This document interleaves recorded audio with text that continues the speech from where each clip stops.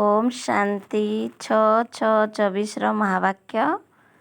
मिठा बाबा कहते मिठे बच्चे शिव बाबा बगीचार मालिक अटंती।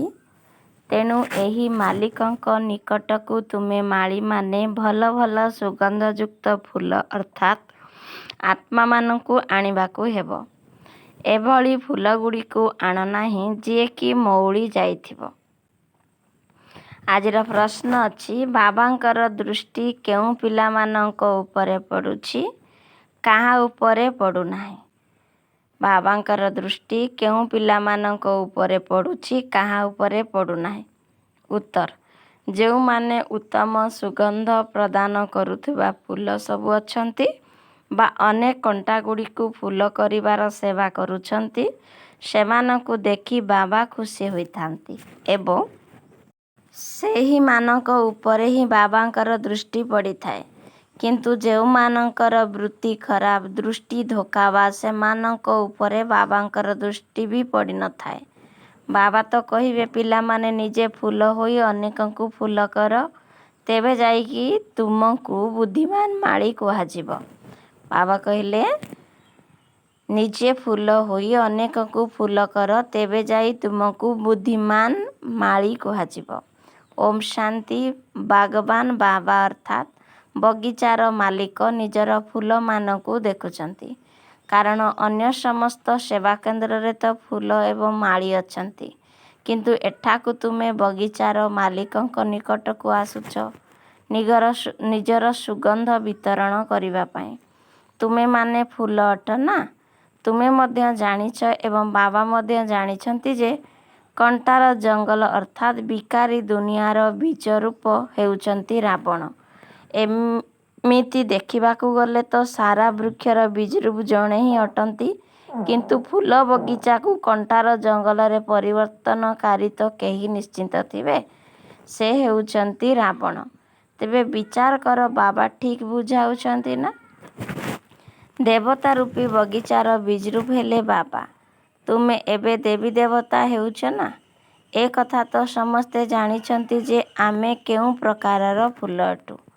तुम मानकू अर्थात दैवी गुणधारी आत्मा मानकू देखिबा पाई बागबान बा बगीचार मालिक एठाकू आसुचंती। सेवा केंद्र रे तो माली माने रहिछंती ना। सेही माली माने मध्य भिन्न भिन्न प्रकारर अछंती। स्थूल फूल बगीचार माली माने भिन्न भिन्न प्रकारर अछंती। काहार दरमा 500 टंका काहार 1000 आउ काहार 2000। मोगल गार्डनर माली निश्चिंत भावरे बहुत बुद्धिमान होइथिबे तांकर दरमा मध्य निश्चिंत अधिक होइथिबो। एही ईश्वरीय परिवार मध्य बहुत विशाल बगीचा सदृश अटे। एथिरे क्रमानुजाई अनेक प्रकारर माली रहिछंती। जिए बहुत भल माली से बगीचा को मध्य सुंदर भावे सुशोभित करिथांती। सुंदर सुंदर सुगंधित फूल गछ लगाई थांती। राष्ट्रपति भवनर मुगल गार्डन केते सुंदर। एही सृष्टि रूपी बगीचा हेउची बहुत विशाल बगीचा। एही बगीचार जणे ही मालिक अटंती।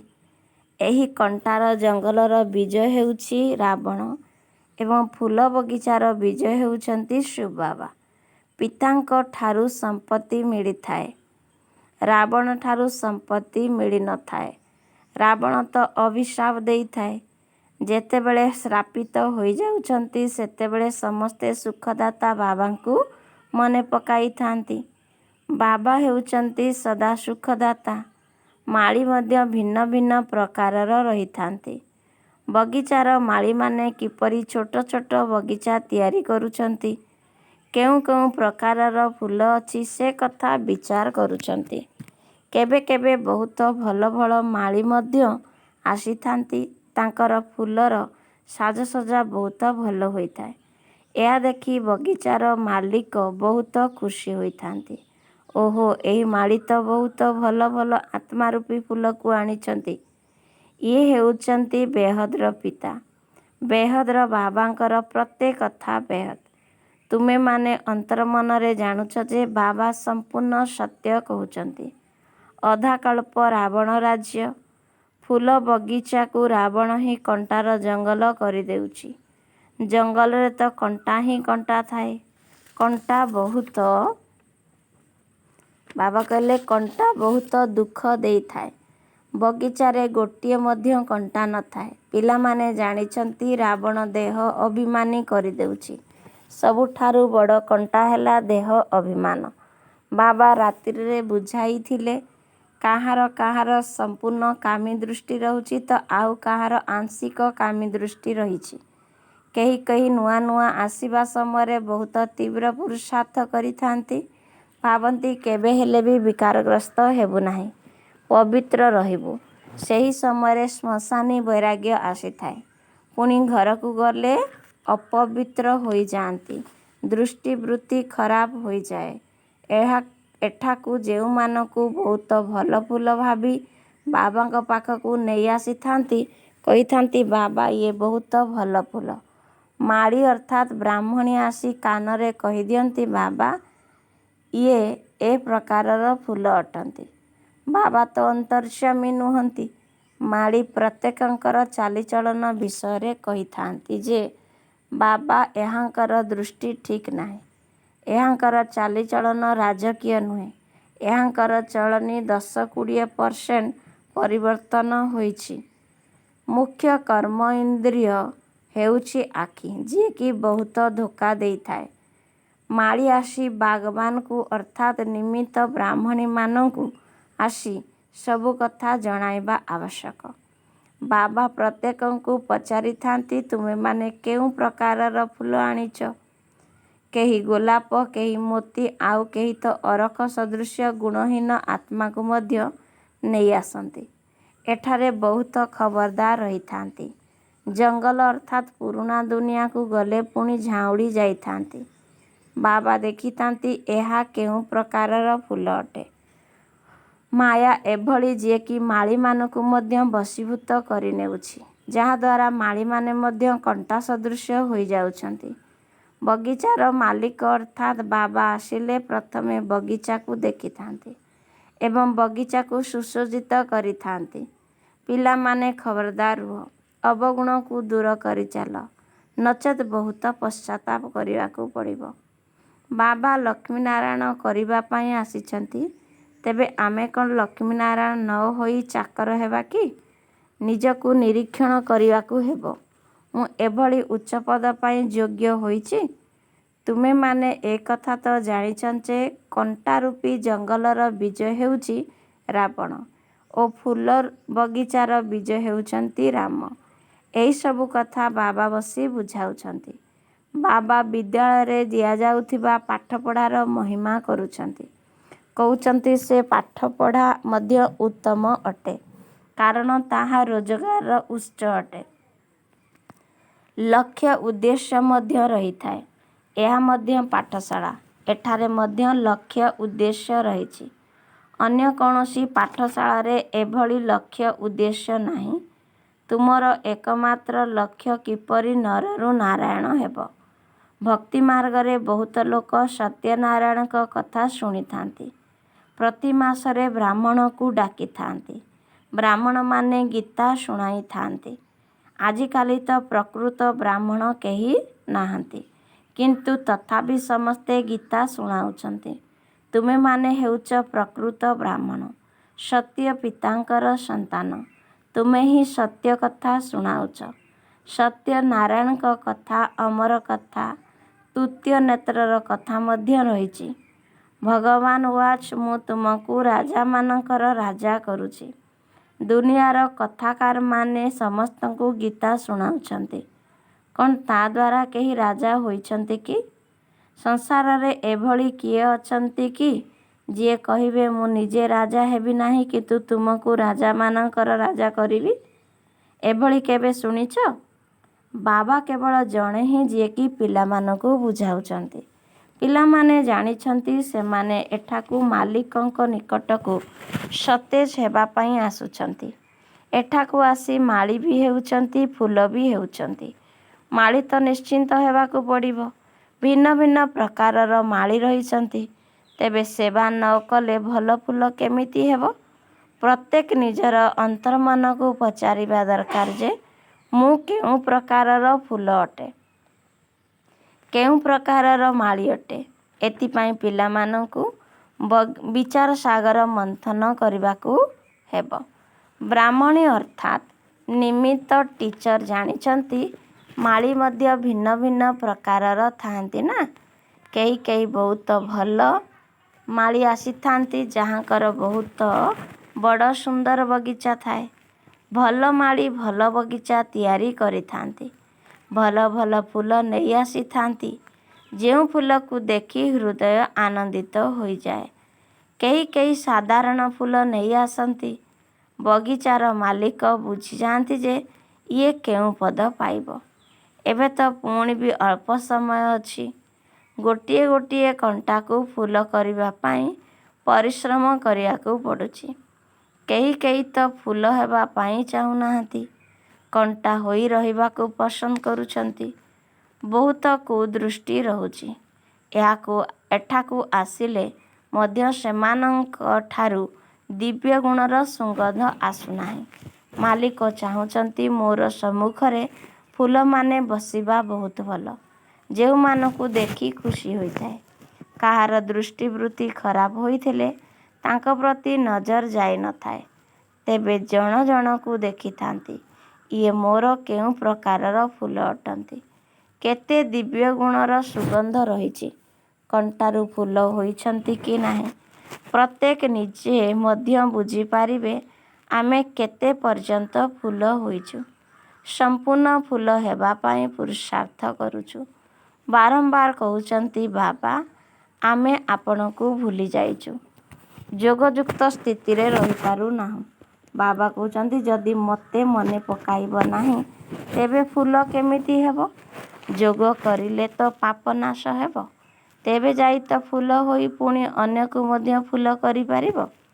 ଏହିଭଳି କଲେ ତୁମେ ମାଳି ପଦବାଚ୍ୟ ହୋଇପାରିବ।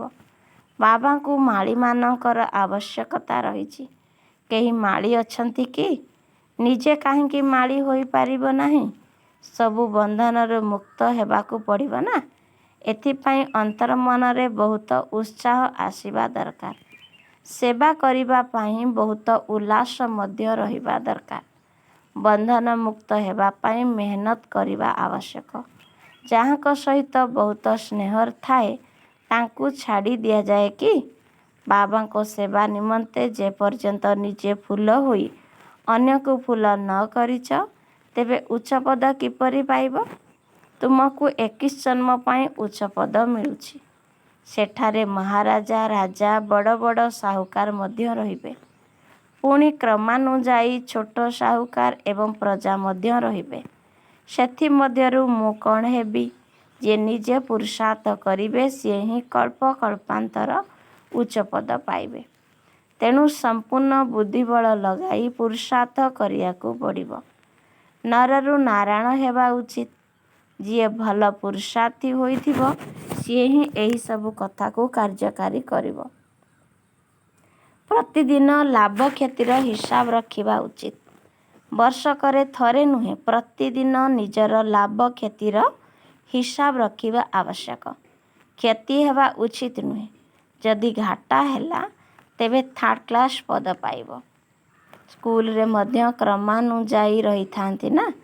ମଧୁର ସନ୍ତାନମାନେ ଜାଣିଛନ୍ତି ସୃଷ୍ଟିରୂପୀ ବୃକ୍ଷର ବୀଜ ହେଉଛନ୍ତି ବାବା, ଯାହାଙ୍କର ଆଗମନରେ ଆମ ଉପରେ ବୃହସ୍ପତିଙ୍କର ଦଶା ରହୁଛି।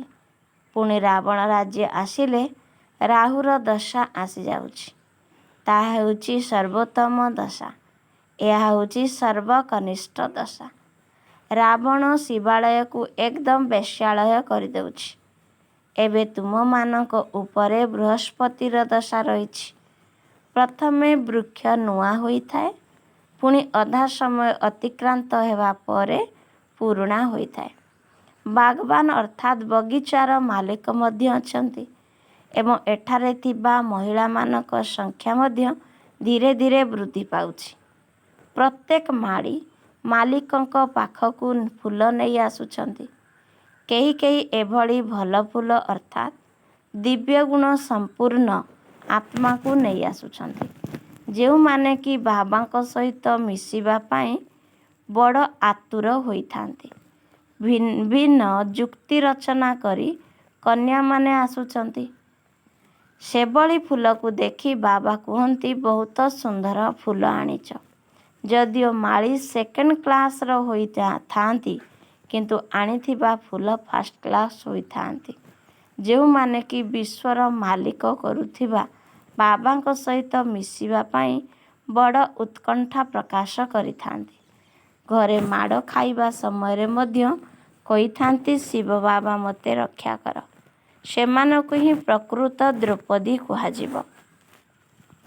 ଯାହା ଅତିକ୍ରାନ୍ତ ହୋଇଗଲା ତାହାର ପୁଣି ପୁନରାବୃତ୍ତି ହେବ। ବାବା କହିଲେ, ଯାହା ଅତିକ୍ରାନ୍ତ ହୋଇଗଲା ତାହାର ପୁଣି ପୁନରାବୃତ୍ତି ହେବ। କାଲି ତୁମେ ବାବାଙ୍କୁ ଡାକୁଥିଲ, ଆଜି ବାବା ଆସି ରକ୍ଷା ପାଇବାର ଉପାୟ ବତାଉଛନ୍ତି।